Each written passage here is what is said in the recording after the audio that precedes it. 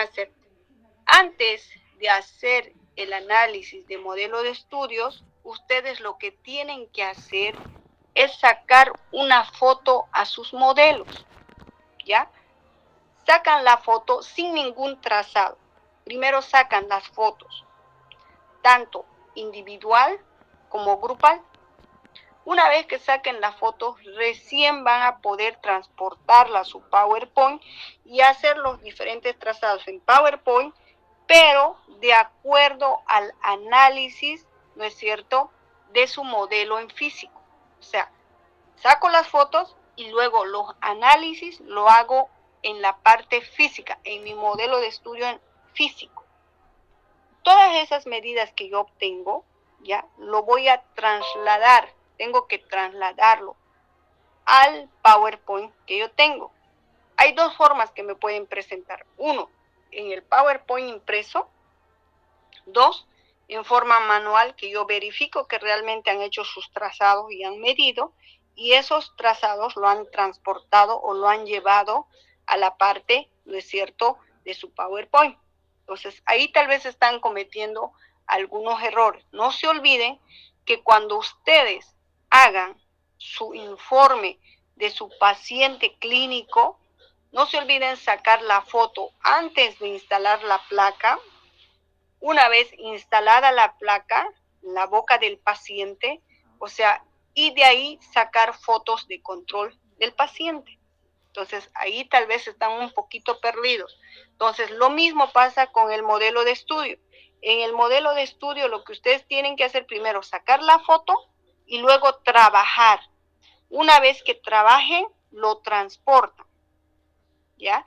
¿Me entienden? Lo tienen que transportar a su PowerPoint.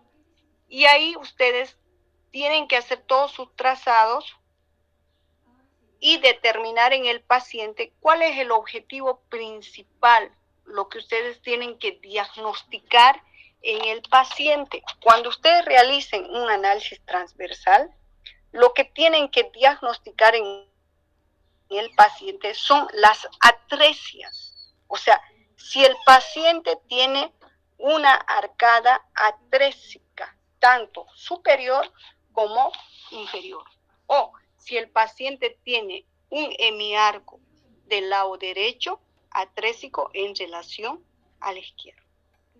Ese es el objetivo del análisis individual en sentido transversal. ¿Entienden? Entonces, ahí tal vez están un poquito perdidos. Ahora, ¿cómo yo voy a hacer este análisis individual transversal?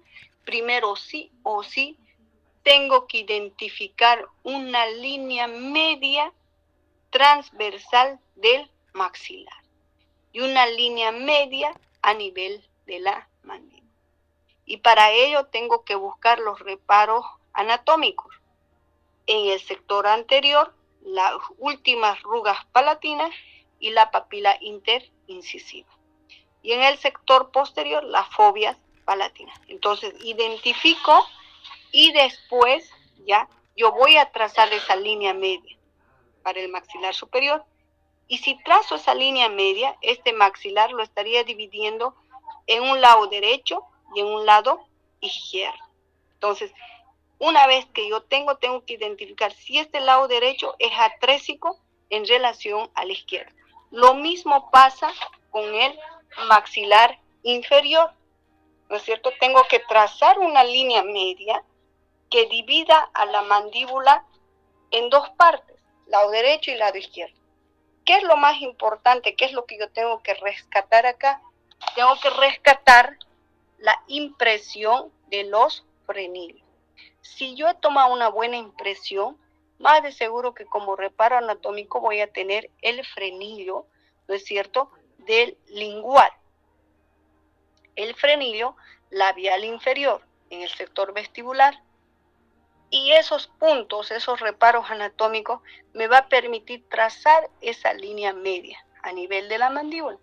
Entonces yo las divido en dos partes y ya tengo que hacer mi análisis transversal. Pero para que yo haga ese análisis transversal,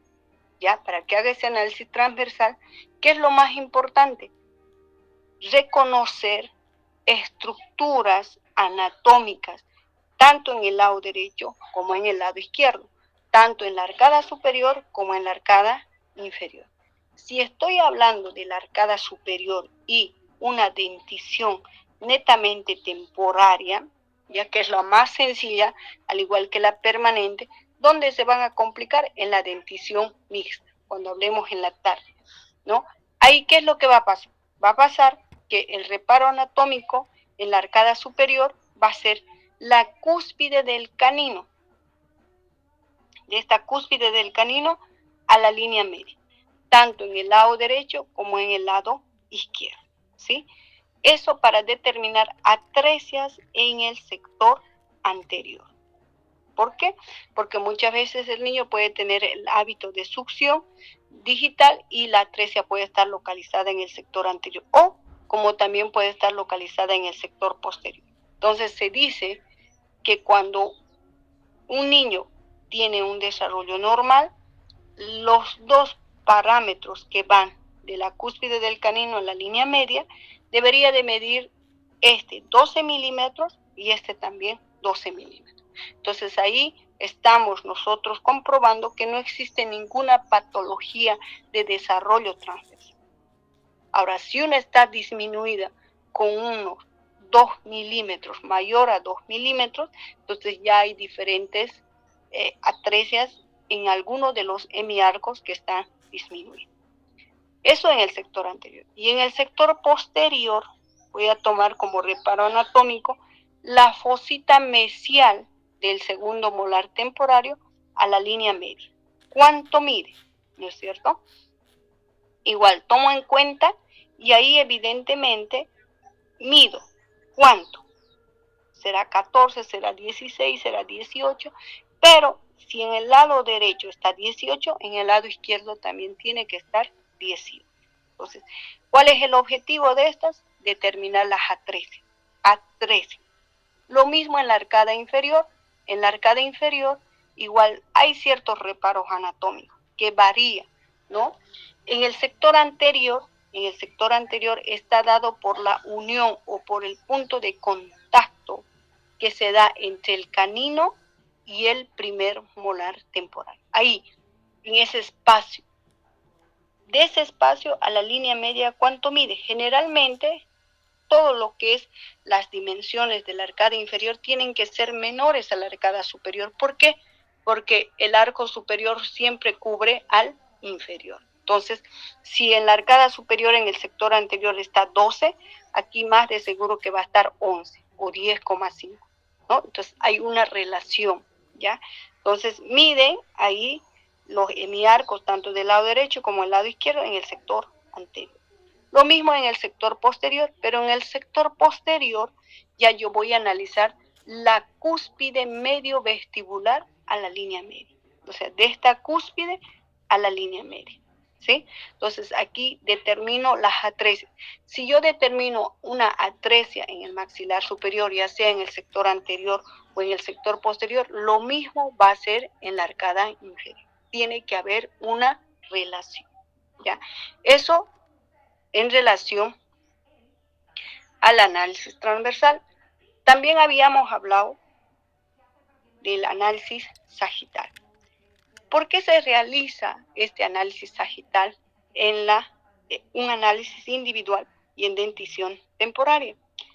Porque cuando un paciente pierde una pieza dentaria o se exfolia prematuramente una pieza dentaria, la erupción del permanente siempre va a ser en una posición mesializada. Al mesializarse esa pieza dentaria, ¿ya? O puede ser también una temporaria que se mesialice, generalmente hay pérdida de tamaño del arco dentario. Es por eso la importancia que nosotros tenemos que hacer del análisis sagital. ¿Por qué? Porque existe un desplazamiento generalmente en sentido mesial y se va perdiendo ese espacio para la erupción de las piezas permanentes. Entonces es causante esta del apiñamiento de las piezas dentarias. Entonces nosotros tenemos que tener más que de seguridad hacer bien este análisis sagital. ¿Y cómo lo van a hacer? Tienen que utilizar el ortómetro de Courthouse, ¿no es cierto? Que esa viene milimetrada en milímetros, ¿ya? Y una vez que colocan encima del modelo de estudio que ustedes tienen, ahí trazan una línea media, ¿ya? Tiene una línea media bien marcada, más oscura que las otras, y ese ortómetro de Kohlrausch tiene divisiones de 1 milímetro, cuadraditos de 1 milímetro. Entonces ahí con facilidad ustedes van a poder determinar ya el desplazamiento de las piezas dentarias en sentido anterior. Generalmente se tienen que considerar las cúspides medio vestibulares o mesiovestibulares, que estas se desplazan en relación al antagonista del lado derecho, ¿no es cierto? ¿Cuánto se desplazó y por qué se desplazó?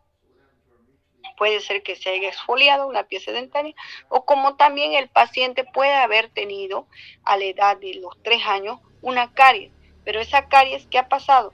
Ha afectado la parte interproximal y al restaurar la parte interproximal, nosotros, por ejemplo, no logramos devolver el punto de contacto y al no devolver ese punto de contacto, ahí esa pieza pierde ese milímetro y se desplaza hacia mesial.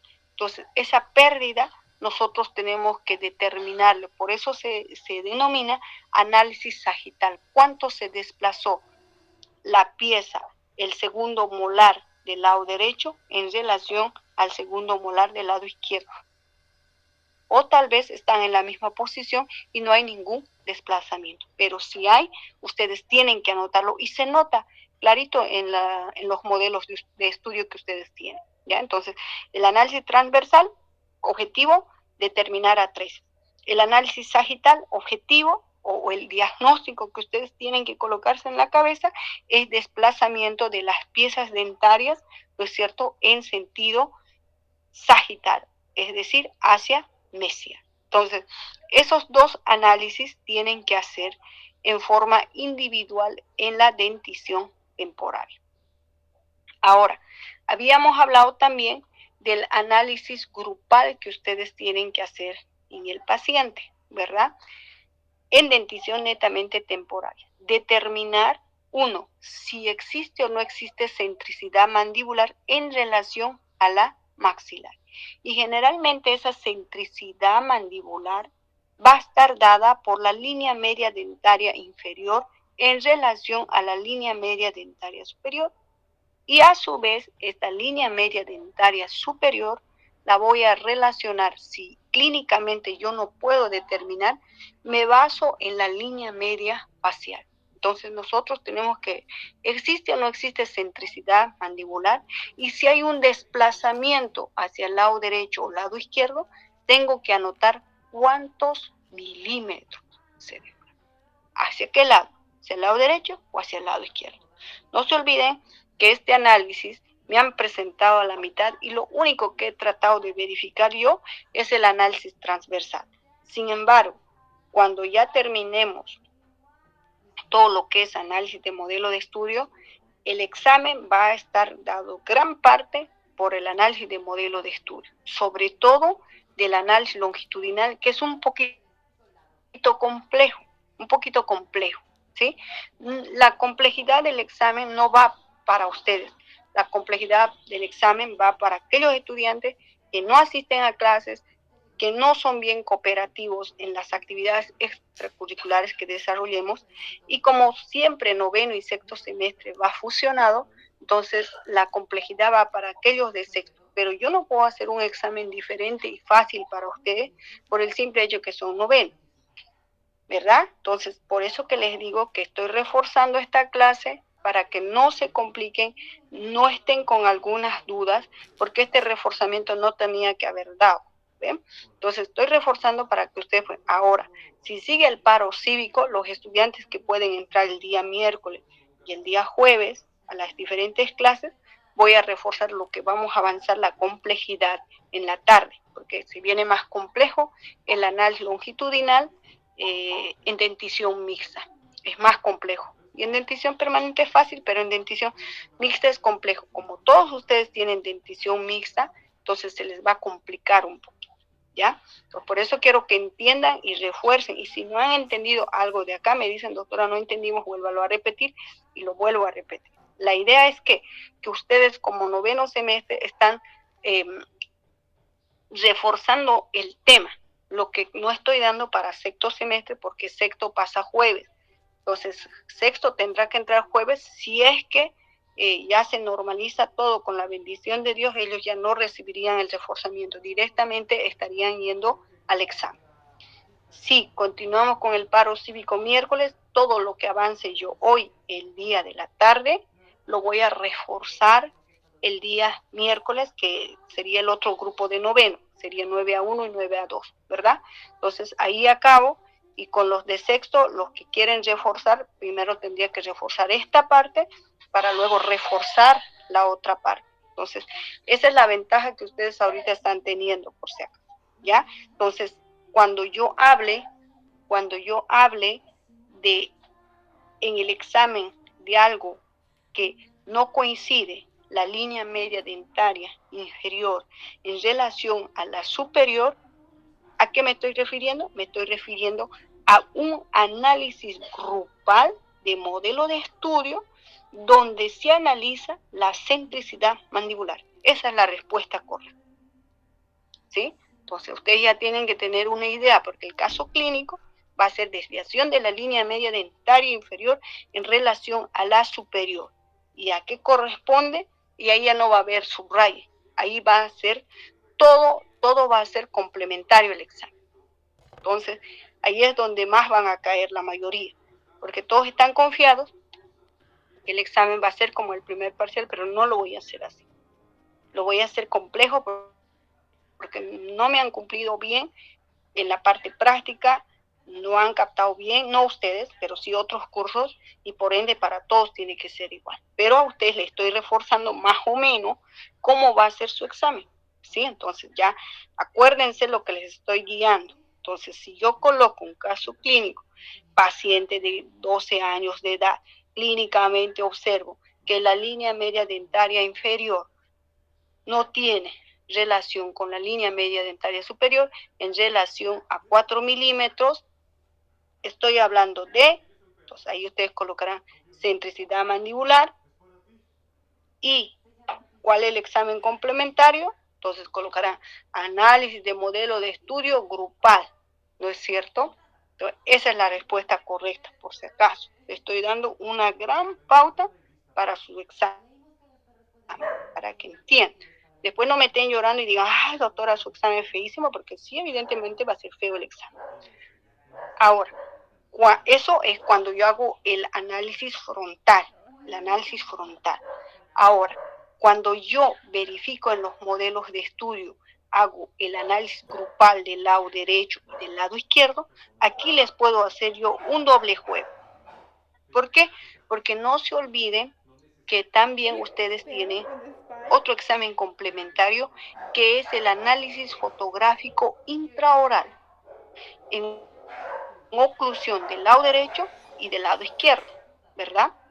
Entonces, pero en ese análisis fotográfico, ¿no es cierto? Ustedes también analizan, ¿no es cierto?, en sentido sagital, analizan el overjet, el overbite, analizan en las fotos el overjet y el overbite. Les coloqué Menacho, ¿recuerdan?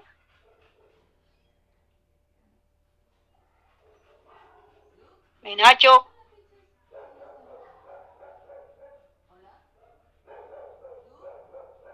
Aiza, ¿recuerda usted que en el análisis fotográfico intraoral les hice determinar el overjet y el overbite o no?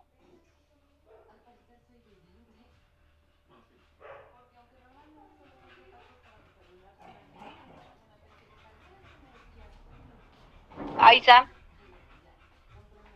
¿o no está en clase Aiza?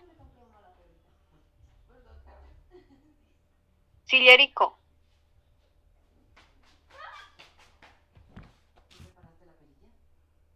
¿Sí, doctora? ¿Entendió la pregunta o no entendió la pregunta? No, doctora, es que mi perro se puso, casi se me sale de la casa y tuve que ir corriendo. No escuché nada. Voy a disculpar. Ya, ok. Estoy loco. Sillerico, le hago la segunda, la pregunta. Cuando usted realiza el análisis fotográfico intraoral, usted ahí puede determinar el overjet y el overbite del paciente. ¿Intraorales? Con la fotografía no, doctora. Se supone que tengo que estar con el paciente para hacerle la medida con la regla milimetrada o con la sonda periódica. Ya, muy bien, perfecto. Y si tú tienes el modelo de estudio, porque vos sabés que lo tenés en físico, ¿vas a poder determinar el overjet y el overbite? Siempre y cuando tenga su mordida en cera bien, digamos, o sea, que le haya hecho morder perfectamente, ahí sí. Pero si la mordida en cera no está bien correctamente, no lo voy a poder determinar fácilmente. Eso Ya, sería... bien. Muy bien, Silerico, muy bien. Eso es, así tienen que pensar. Entonces, en el modelo de estudio sí puedo determinar yo el overjet y el overbite siempre y cuando tome el registro de mordida en cera en máxima intercuspidación.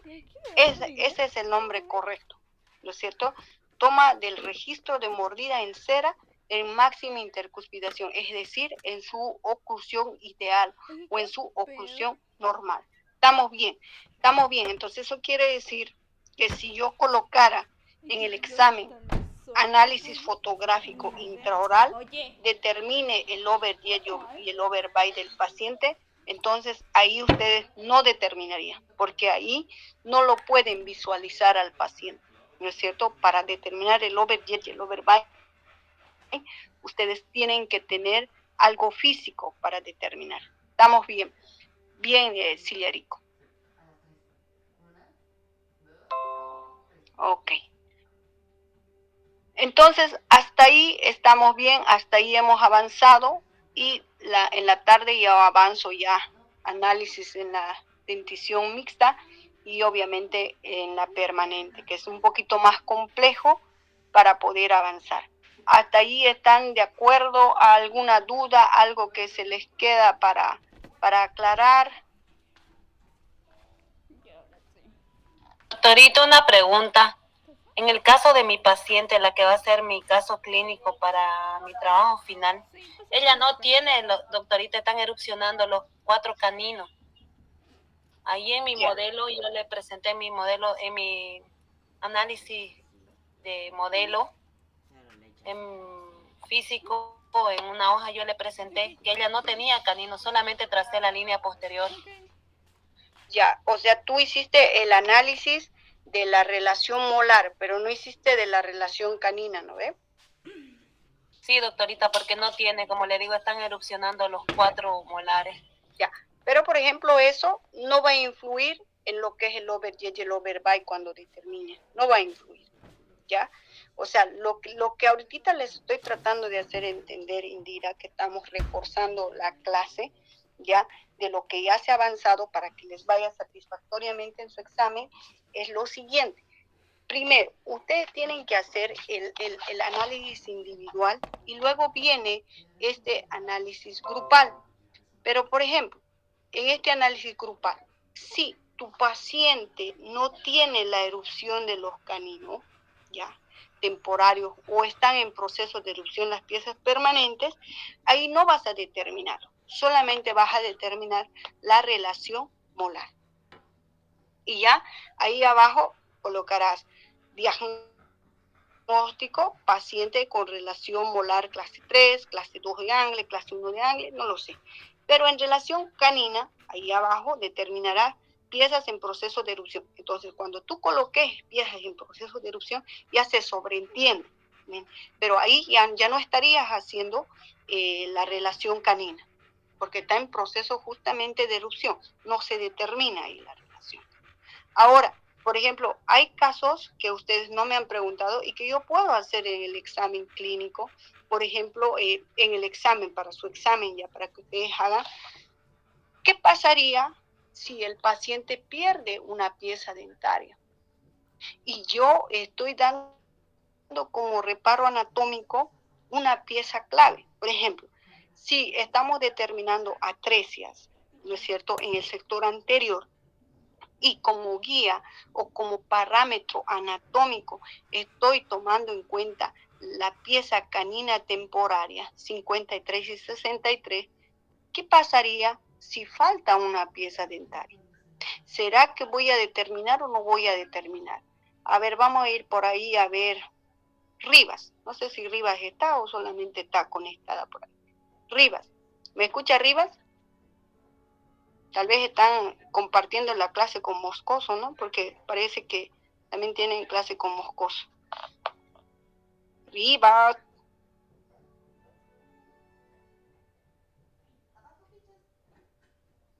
A ver, vamos a ver. A Jordán. Jordán, ¿me escucha?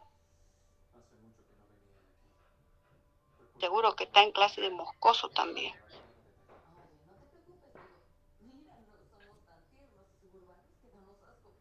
Paz. Paz, ¿está por ahí Paz? Eso era lo que me tenía que pasar.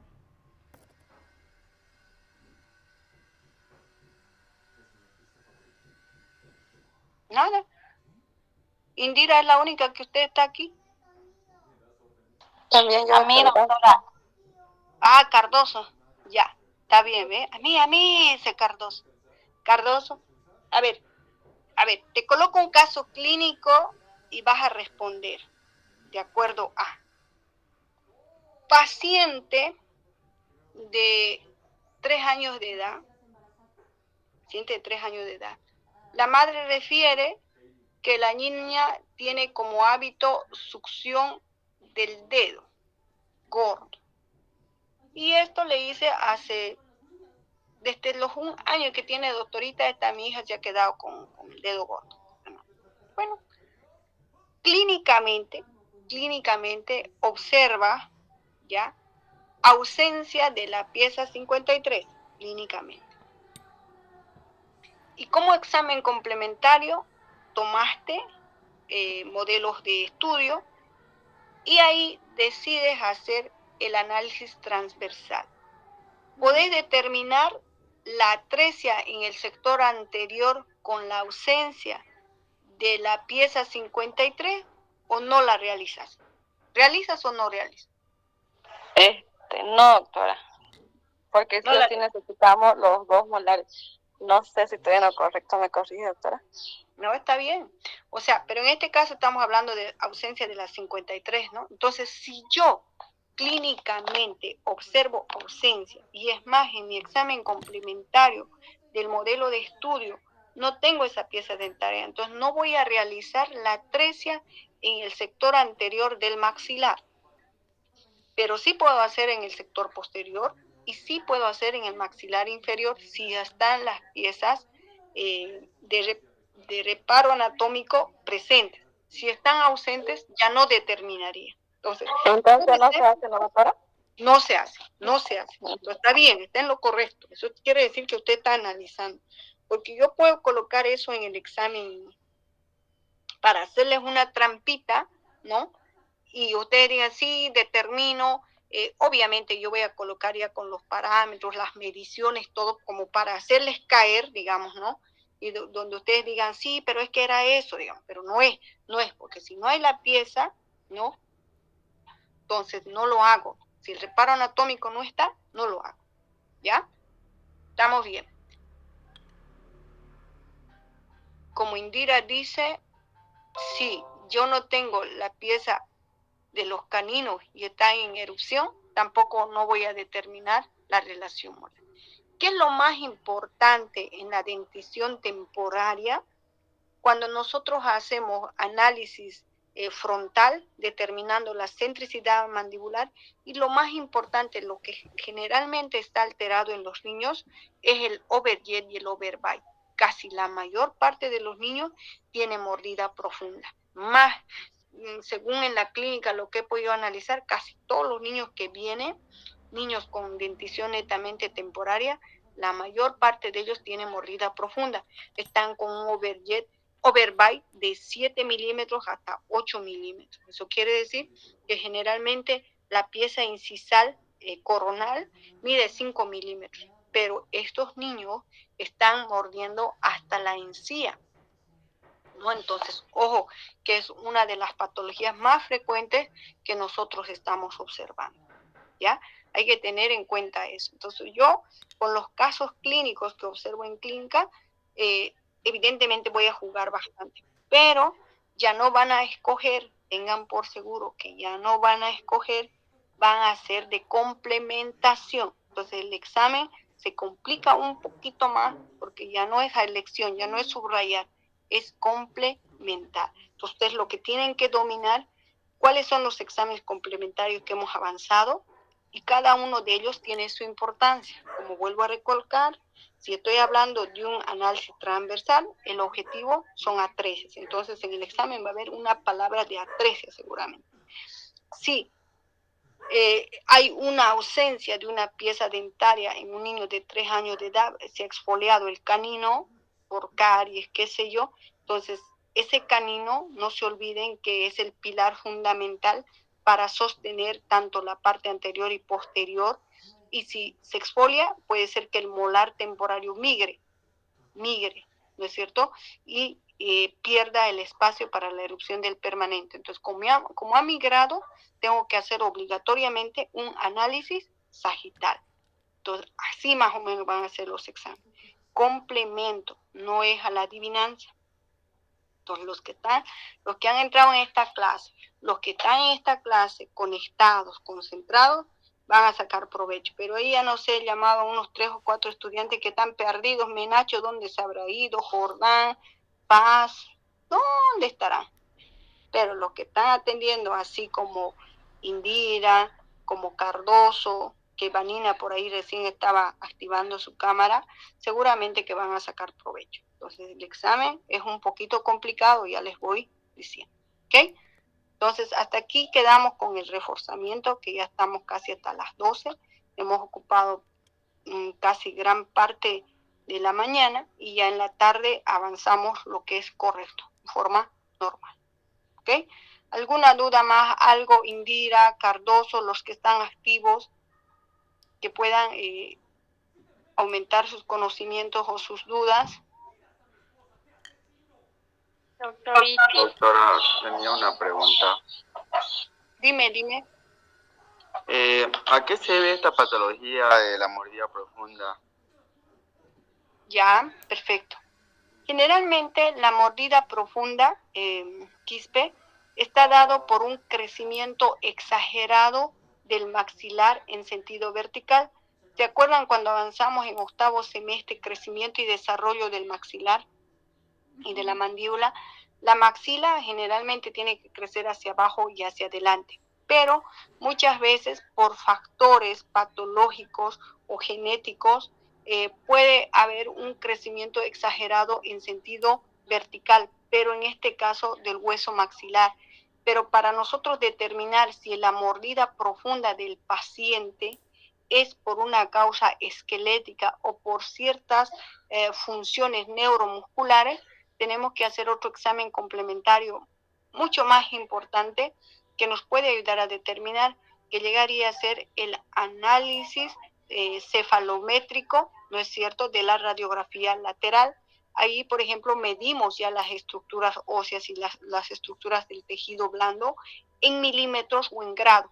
Si está aumentado el ángulo del maxilar, entonces ahí podemos determinar que hay un exagerado crecimiento del hueso maxilar en sentido vertical. Entonces, generalmente son por crecimiento exagerado esqueletal en sentido vertical, en sentido sagital o en sentido transversal. Entonces, pero eso lo llegaríamos a corroborar con un examen complementario que llegaría a ser la radiografía lateral. Cuando nosotros entremos todo el tercer parcial análisis cefalométrico, ahí van a ver la complejidad que es este análisis. Sin duda, existen ya equipos que te dan los resultados ya nomás, pero ¿de qué te sirve que te emitan los resultados si no sabes interpretar? Entonces, para poder interpretar, tu base es reconocer primero las estructuras blandas y las estructuras óseas, y luego determinar los milímetros, lo normal, cuánto tiene que crecer la maxila y por qué está anormal. Entonces, es un poquito más complejo. Por eso que la especialidad de ortodoncia o la maestría son 2 años a 3 años más, ¿no? Que tienes que estudiar a fondo crecimiento y desarrollo, estudiar a fondo lo que son los análisis cefalométricos que te van a ayudar a determinar sin duda las patologías y poder determinar un diagnóstico más certero, pero con un respaldo científico. Si te has dado cuenta, Quispe, en quinto, ¿qué examen complementario les pido? Simplemente les pido una panorámica. ¿Será que eso es suficiente? No es suficiente. Ahora, por eso también hacemos casos sencillos. En sexto semestre y en noveno, que ahorita estamos, por ejemplo, hay casos muy bonitos que sus compañeros están instalando, que son las máscaras faciales con los aparatos Hyrax. Pero para instalar esos aparatos ya se les solicitó a los pacientes otros exámenes complementarios con mediciones, que ya yo me animaría a dar un plan de tratamiento en base a lo científico y no, digamos, a una suposición. Entonces, se acompleja un poquito más, pero nos limitamos también porque yo no puedo mandarles a pedir, porque eso les cuesta carísimo, ¿no? Y además que la mayoría de sus pacientes ni se paga. Entonces, imagínense gastar ese monto más ustedes, medio que no compensa, ¿no ve? ¿Por qué? Por irresponsabilidad del paciente, porque si el paciente se preocupara por la salud, sería mejor los resultados.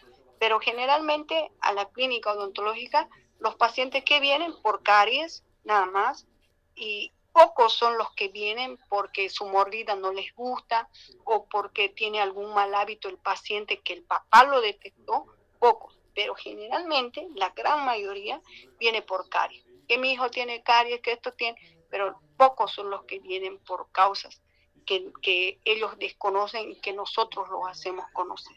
Entonces, y obviamente es una especialidad que necesita otros exámenes complementarios, hasta muchas veces cuando observamos caninos retenidos necesitamos una tomografía, y esa tomografía, ¿cuánto te sale? Sale 400 bolivianos, digamos, ¿no? Y mandarle al paciente medio que a veces dice, pero tan caro, digamos. Pero a veces lo tiene que hacer, digamos, porque amerita su caso. ¿Ya? Esa es la respuesta, Quispe. Por eso les digo que cuando pasen ustedes el tercer parcial sí que el examen es lo más feo.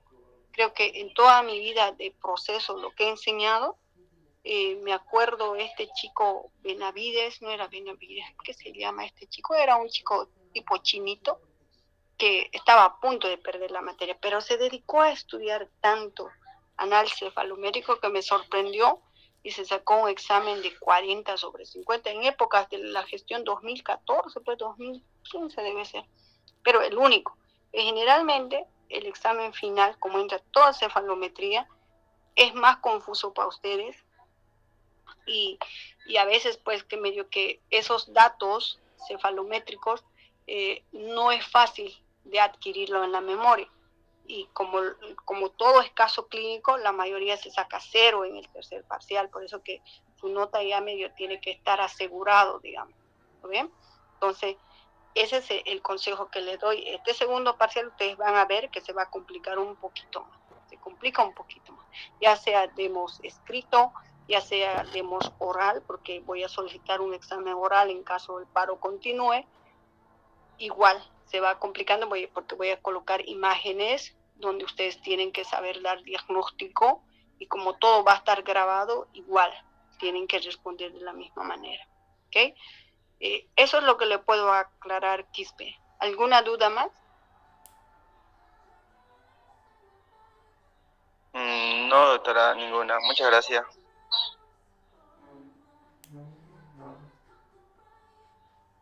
¿Alguien más que quiera que les aclare algo? ¿O nos vamos retirando para almorzar?